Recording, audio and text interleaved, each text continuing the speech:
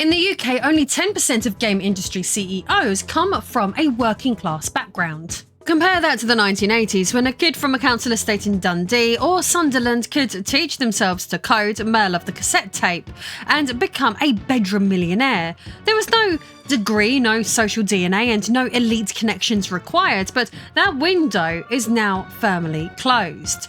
Today, the UK games industry has a class ceiling that is getting higher every year. I am Lady Decade, and if you like your gaming industry discussions unfiltered and free from corporate messaging, then hit that subscribe button, because today we are talking about how the industry's diversity conversation has managed to exclude the very people it claims most urgently to want to include. This is the story of the white working class, the modern games industry, and the two very different tiers of inclusion that exist. This is the depressing tale of how the white working class got shut out of the UK games industry and why those at the top simply do not care.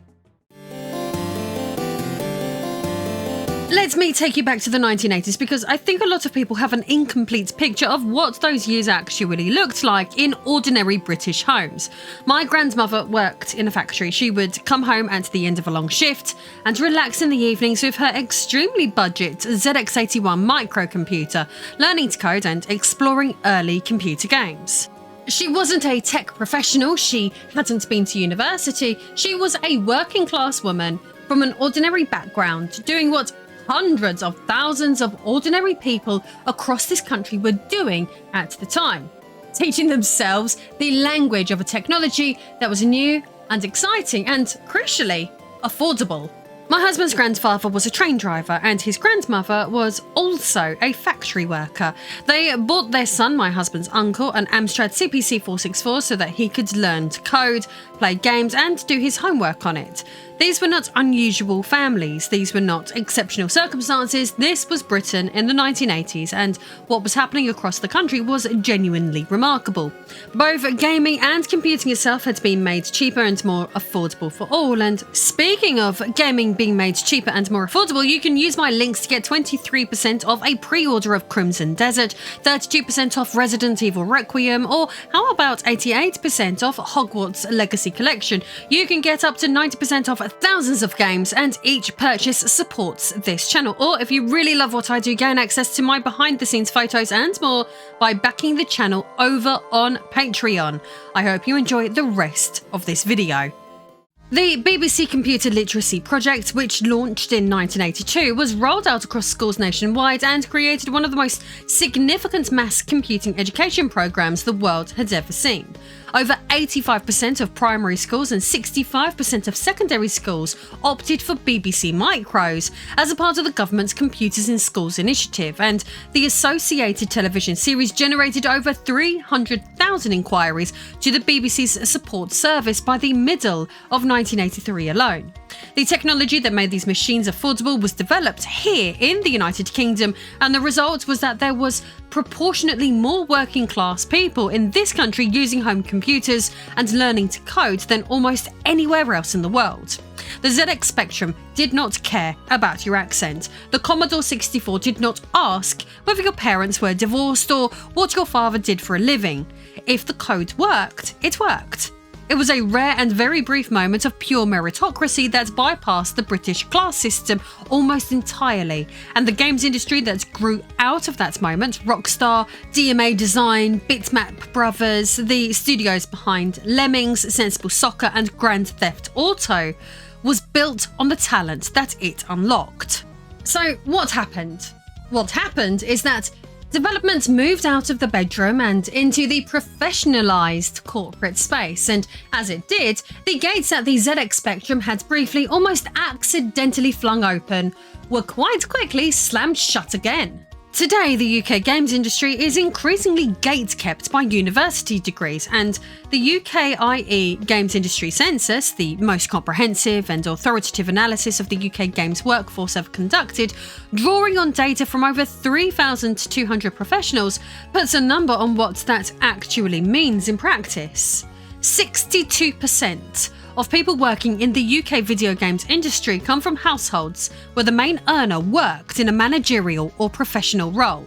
That is higher than any other creative sector in this country except publishing, and it is comparable to the proportion found in the legal and medical professions, which are not typically celebrated as bastions of open access. A further 81% of the industry is educated to at least undergraduate degree level, rising to 88% for core production roles in art or programming.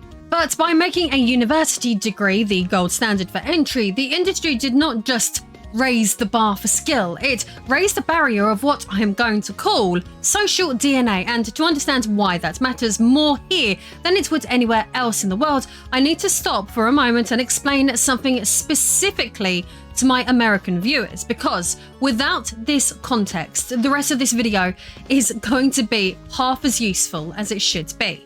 When I say class to an American audience, what you'd likely picture is a bank balance.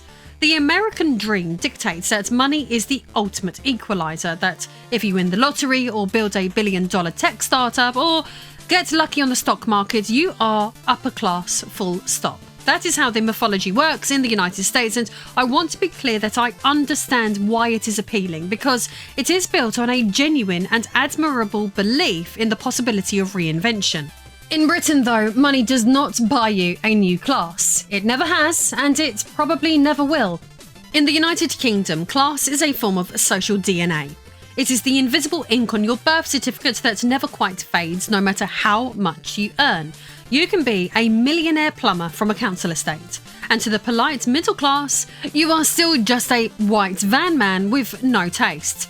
Conversely, you can be a penniless arts graduate living in a damp bedsit in Hackney, but if you have the right accent and went to the right school, you are firmly and unquestionably middle class, and everyone you meet will treat you accordingly. This is how two-tier Britain functions.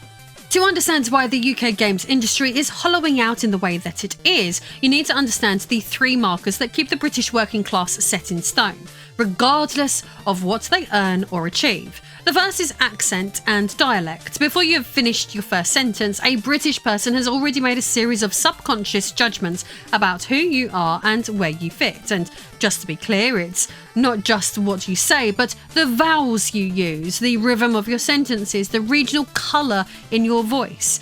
In the professional world, a rough regional accent is frequently treated as a proxy for low intelligence, or a lack of what people in that world call polish. And the tragedy of that is that the word polish does most of its work without anyone having to say the quiet part out loud.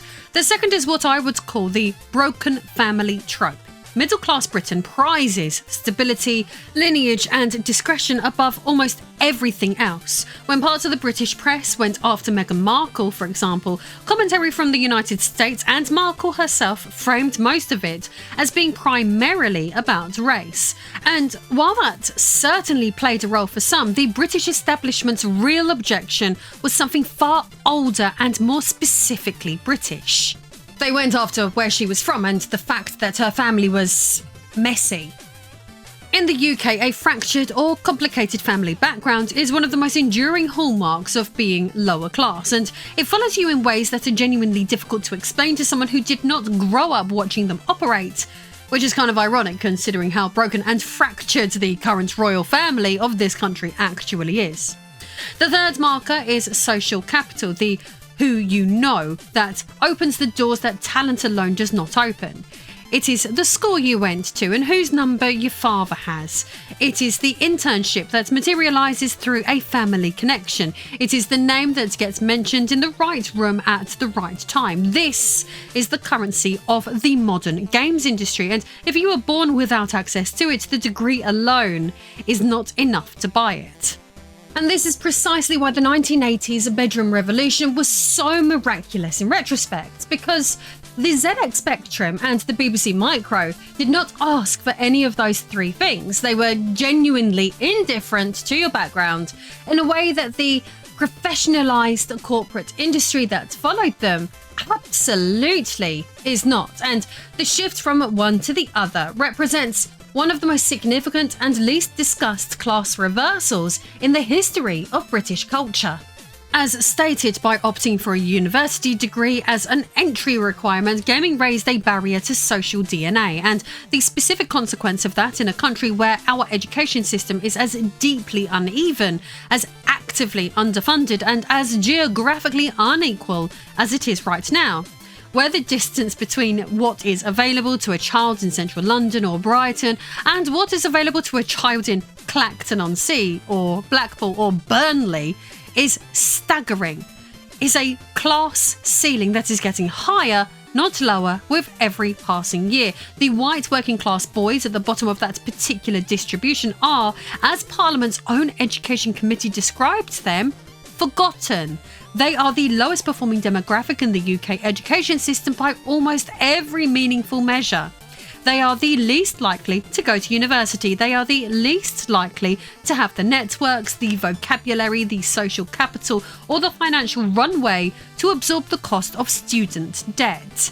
And they are the group for whom the bedroom revolution of the 1980s held at the most extraordinary, most democratizing promise, a promise that has been comprehensively withdrawn. You can imagine when we see the industry patting itself on the back for diversity, we have to ask who they are actually letting in, because if they are hiring middle-class people with different skin tones while still excluding the rough kids from the estates, they haven't fixed the problem. They've just redecorated the gate, and that, in my opinion, deserves massive levels of scrutiny.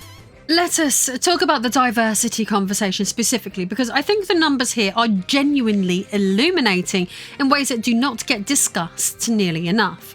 The UKie Census tells us that 90% of the UK games industry is white. That is the headline figure that tends to get the most attention, and it is legitimately worth addressing, because the same census tells us that only 10% of directors and CEOs in the industry identify as being from a working class background. That second number, the 10%, tells a very different story to the ones that DEI initiatives in this industry are currently telling, because it means that if you are a white working class teenager from a coastal town in Essex or a mining community in South Wales, you are statistically among the most marginalised people in the entire UK games workforce. More marginalised on the class axis than a middle-class person of any ethnicity. And here is the problem. The diversity frameworks currently operating in this industry are, almost without exception, modelled on the American racial categories rather than on British class realities. The terms being used, BIPOC, privilege, the specific categories and hierarchies imported from a country with a very different history of segregation and a very different understanding of how social disadvantage is distributed, are being applied wholesale to a British context that they do not map onto cleanly or honestly.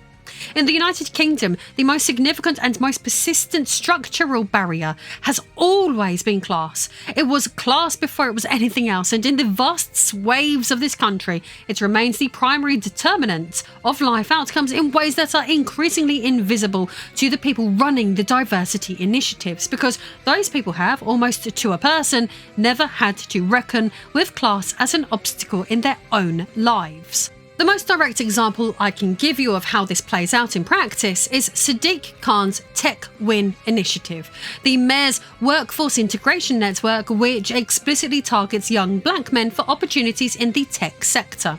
Now, I want to be careful here, because I am not making an argument that young black men do not face barriers.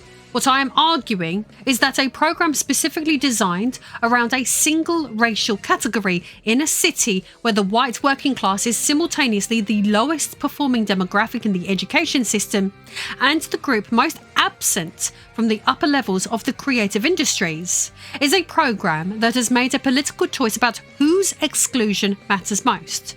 And that choice reflects the imported American racial framework, not the British class reality.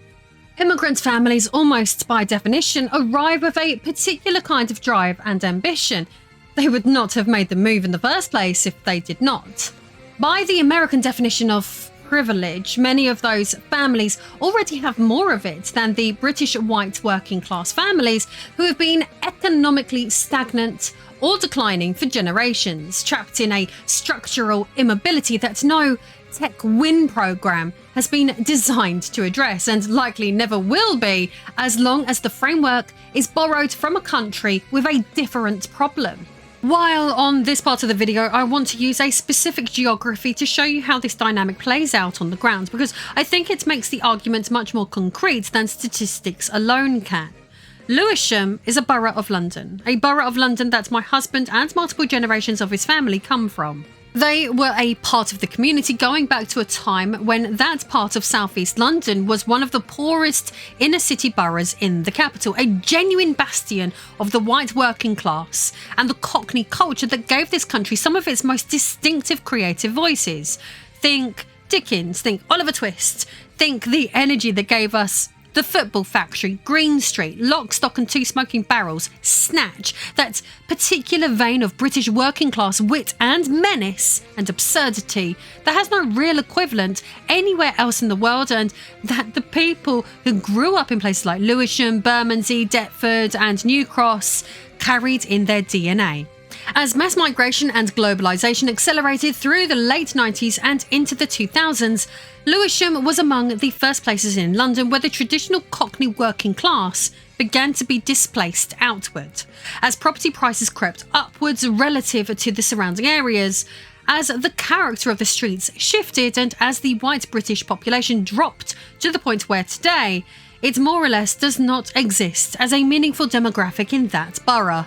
That is not a rhetorical flourish, that is a demographic fact. True Cockneys, the cultural lineage, the dialect, the specific working class creativity that came out of that community are basically not being born anymore, and an entire culture has been erased in the space of roughly 20 years, displaced outward to Clacton-on-Sea, to Great Yarmouth, to the edges of Kent, where nobody is building creative enterprise zones or hosting games festivals. Now, you might think that bringing up Lewisham might sound like I'm just trying to shoe something awkwardly into this conversation to make a point about working class communities being hollowed out, but nope. There is another element to this, because here is where the games industry enters this specific story.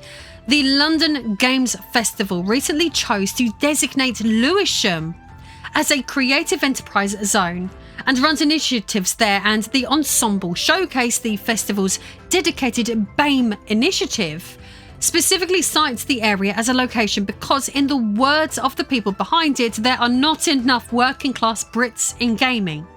I want that statement to sit with you a moment, as I just explained to you what the demographic reality on the ground is in Lewisham.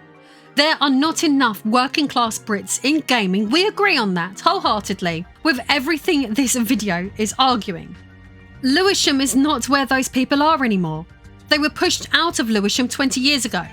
The working class Brits who need career fairs, creative hubs and accessible industry pathways are in Clacton-on-Sea, in Great Yarmouth, in Skegness, in Grimsby, in Hull, in places where it does not cost nearly £1 million to buy a 2-bedroom flat overlooking a fruit market, where the career fair, if it ever came at all, would actually reach the people it claims to be designed for. The narrative this creates, and I want to say this as plainly as I can, is that for the displaced white working class watching all of this from the outside, it feels as though the creative infrastructure and the cultural investment and the diversity pipeline only arrived in those London postcodes after they were pushed out of them.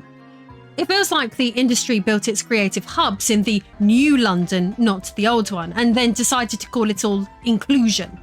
As mentioned already, the diversity frameworks currently operating in the UK games industry, in most of the UK creative industries and in most large British corporations are American imports. The language is American. BIPOC, allyship, privilege, centering marginalised voices.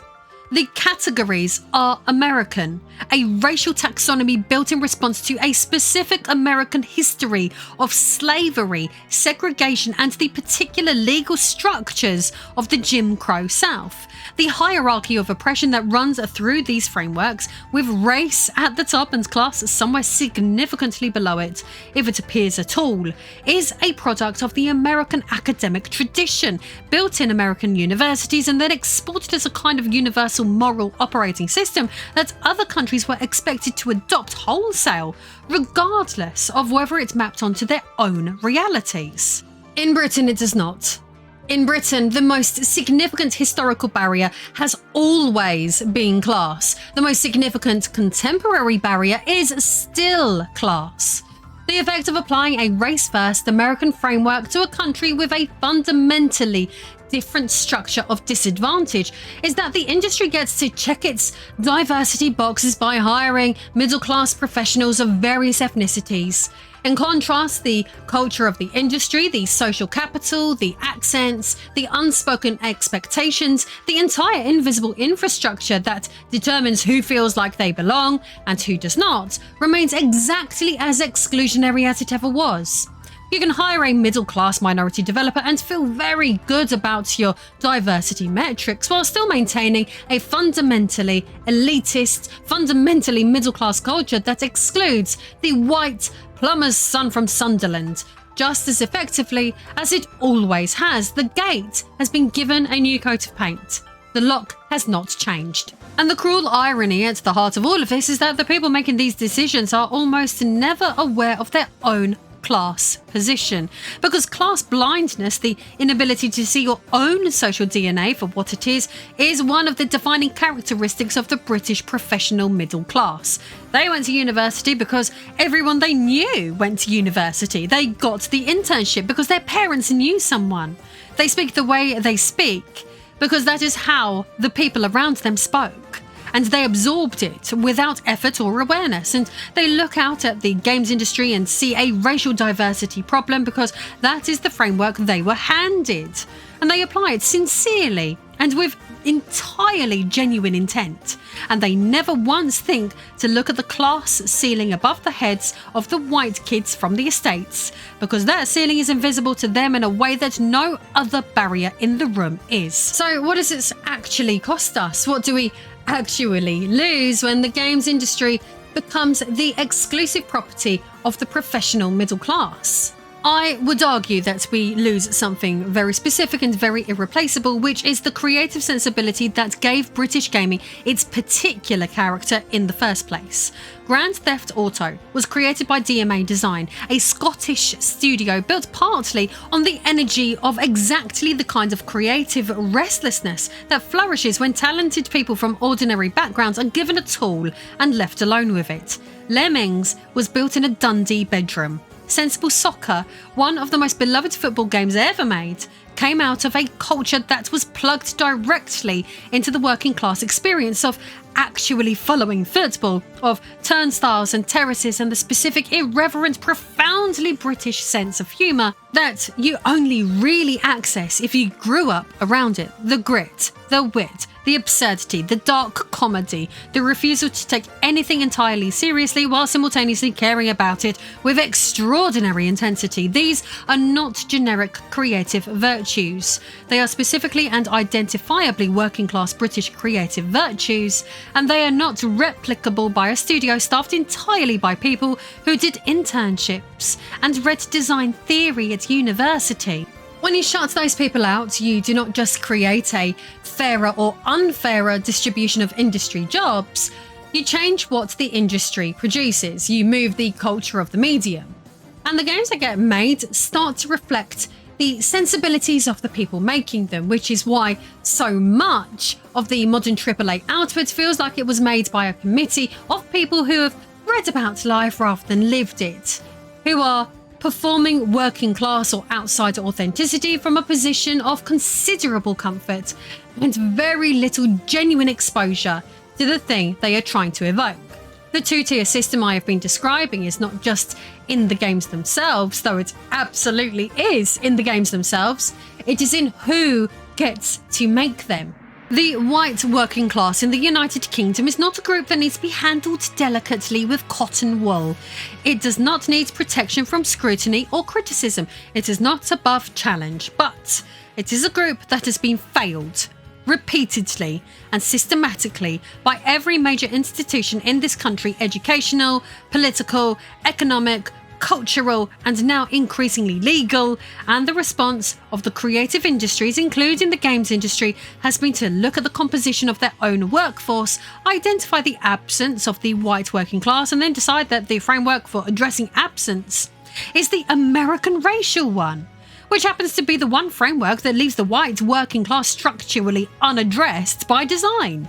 The result is a games industry that can claim to be actively invested in diversity while maintaining a class culture so impenetrable that the kid teaching themselves to code on the second-hand laptop in a council flat in 2026 has no clearer path into that industry than the kid in the same situation had in 1990, and arguably a less clear one, because at least in 1990 publishers were willing to look at a cassette tape on its own merits. If the UK games industry genuinely wants to be diverse, not diverse in the way that looks good on an annual report, but diverse in the way that actually reflects the country it operates in and the audience it sells to, it needs to reckon with class in the same breath that it reckons with everything else. It needs to build pipelines that reach into Clacton-on-Sea and Grimsby and the estates of Manchester and the former mining communities of South Wales, not just into the postcodes that have already been gentrified. It needs to look at the 62% of its workforce that comes from managerial and professional households and ask honestly why that number is where it is, and it needs to stop importing a framework from a country with a different problem and applying it to a country where the most marginalised person in the room has often spent their whole life being told they are not marginalised at all, because the system doing the marginalising is the same one that built the language for talking about marginalisation. The bedroom revolution of the 1980s was not a coincidence. It was the product of affordable access, of a government that briefly and unusually decided to put computing technology within reach of everyone, regardless of background, and of a culture that had not yet fully professionalised and credentialised the barrier to entry. The technology was there, the talent was there, and when the two met, unmediated by social capital or class structure or the requirement to go to the right university, the result was an era of British gaming creativity that the industry has been trading on the reputation of ever since. The question this industry needs to answer honestly, without the comfort of American frameworks or the cover of diversity metrics, is whether it wants to find that talent again, or whether it has decided, without quite saying so, that the people it came from were never really the target audience to begin with. Because those people are still out there, they're still in those council flats and those coastal towns, and they still have the same restless, creative, irreverent intelligence that built the industry in the first place. They are just no longer being invited in, and the industry that was built on their talent does not even seem to notice that they are gone. Don't forget that you can use my links to get 23% off a pre-order of Crimson Desert, 32% off Resident Evil Requiem, or how about 88% off Hogwarts Legacy Collection? You can get up to 90% off thousands of games, and each purchase supports this channel. Or if you really love what I do, gain access to my behind the scenes photos and more by backing the channel over on Patreon. Thank you so much, and if you enjoyed this episode, you might like my upload on the British video game Raise the Colours, the title that was, in my opinion, made to mock the working class. See you soon.